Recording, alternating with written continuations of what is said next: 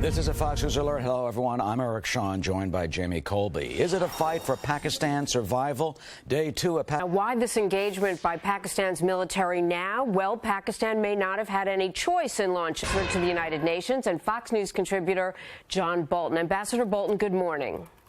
Good morning. Glad to be here. I'd love to ask you first and foremost, the president this week announced that there will be additional aid to Pakistan, $7.5 billion over 5 years. Is that enough to incentivize Pakistan further to make sure that this offensive is successful? Well, I think it's a substantial... Later in the program about the significance of this particular region where they are right now from a military standpoint, but from a diplomatic standpoint, the fact that the United States is standing with Pakistan, are we standing with them alone, or is it in the interest of other countries to also participate in helping Pakistan's government restabilize and also helping its military fight this fight that has not previously been successful? Ground in Afghanistan must be watching this particular operation so carefully, as is hopefully the rest of the world, too. What is really at stake here? How fragile is the government in Pakistan right now? Our area, which is known as one of the major sanctuaries for Taliban and al-Qaeda fighters and training. Thank you so much, Ambassador Bolton, for being with us this morning. Glad to be here. Eric? And there's still plenty of noise surrounding reform. Sometimes it's easy to get lost in the information overload because there isn't just one proposal to reform health care. There are 5. And there lies the question, which elements from which plans will make it into the final bill?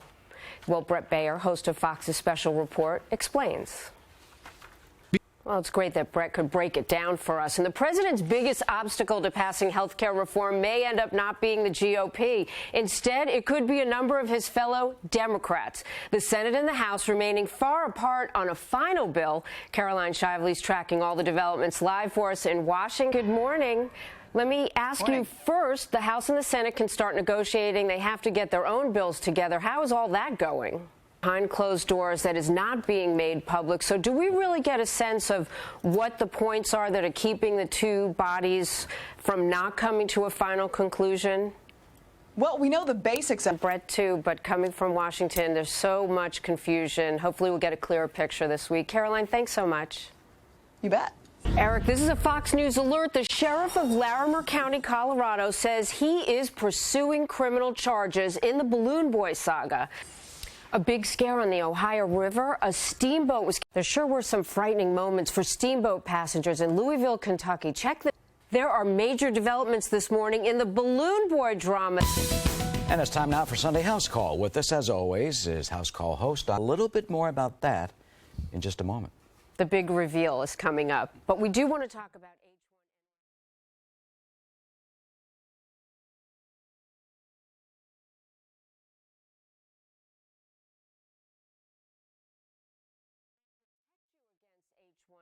Doc, people are confused about a lot of things. What's the truth on this one? Well, it's not only people. He has a stunning development overnight. I'm Jamie Colby. Last night, in fact, deputies searched We go now to Pakistan. It's day 2 of a major offensive against the Taliban and al-Qaeda. But the Taliban and al-Qaeda are not going down without a fight. That is for sure. We are getting word from the front analyst, Major General Bob Scales. General, good morning.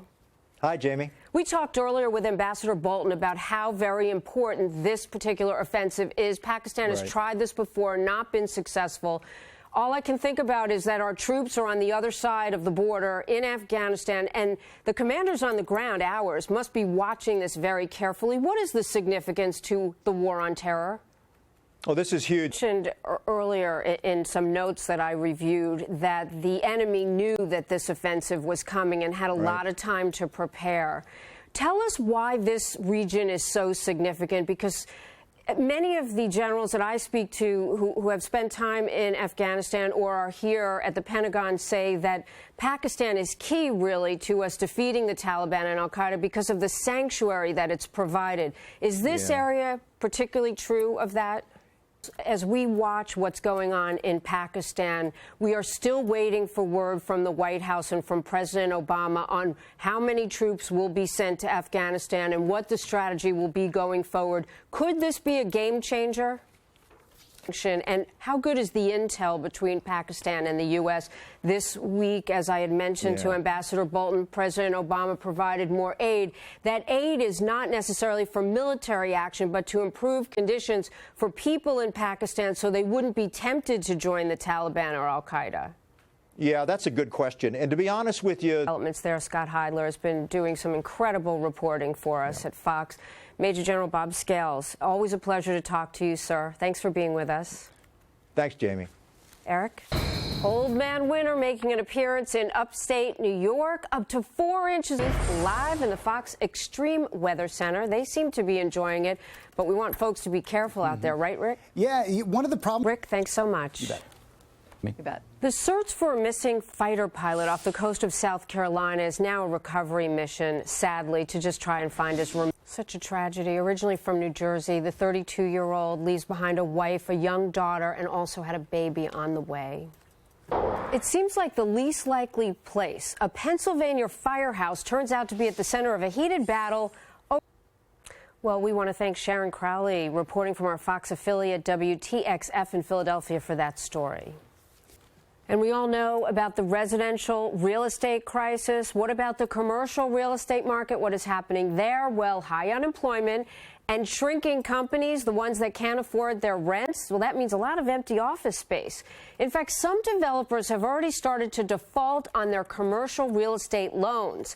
And last week, government regulators were warning Senate lawmakers that the commercial loans in place could be the biggest risk to banks in the near future. You know what that means? We could be headed, maybe, for another taxpayer bailout. Let's ask senior Bulls and Bears Brenda Butner. Brenda, taxpayers already helped the institutions, and the real estate loans were to blame. Are they going to be on the hook for these commercial loans that are anticipated to default? Well, the Fed has... Our sister network broke the news, really, that President Obama was briefed on this last week. If it reaches the level of a presidential briefing, what do you think is going on behind the scenes in preparing if it does become a bigger issue? Yeah. On it here and at the Fox Business Network. Brenda, thank you. Thank you. It's day 2 of Pakistan's massive ground assault against al-Qaeda and Taliban fighters. And so far, the military there says it's killed at least 60 militants. But 6 Pakistani soldiers have also died.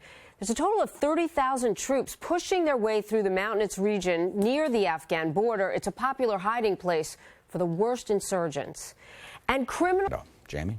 In other news, we have learned that NASA's crash landing into the moon, remember the big build-up to it? Well, it turns out to say you got to watch it on Fox, too, Eric. Good job. It is, yeah, the big network. Another thing Fox is tracking for you, H1N1. We're not just doing sports. This, we know, is important to you, too. The virus is hitting people harder and a lot faster than was previously thought.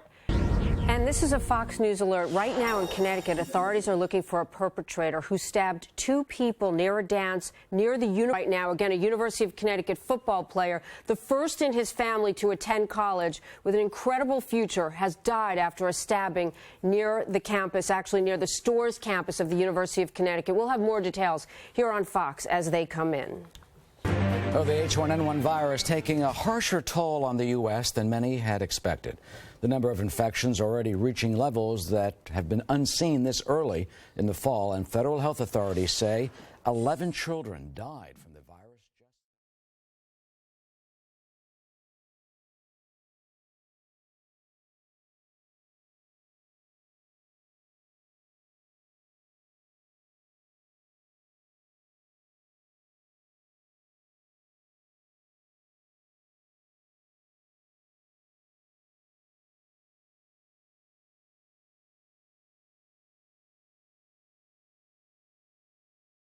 Very, very concerning. So we want people... Sign up now. Doc, right. Thanks. Come back and keep us posted, okay? All right, thanks so much. Meanwhile, U.S. soldiers fighting in Iraq are putting their lives at risk to keep us safe. And some of our wounded warriors have already paid a huge price for our country. And instead of leaving the war zone for... Malini?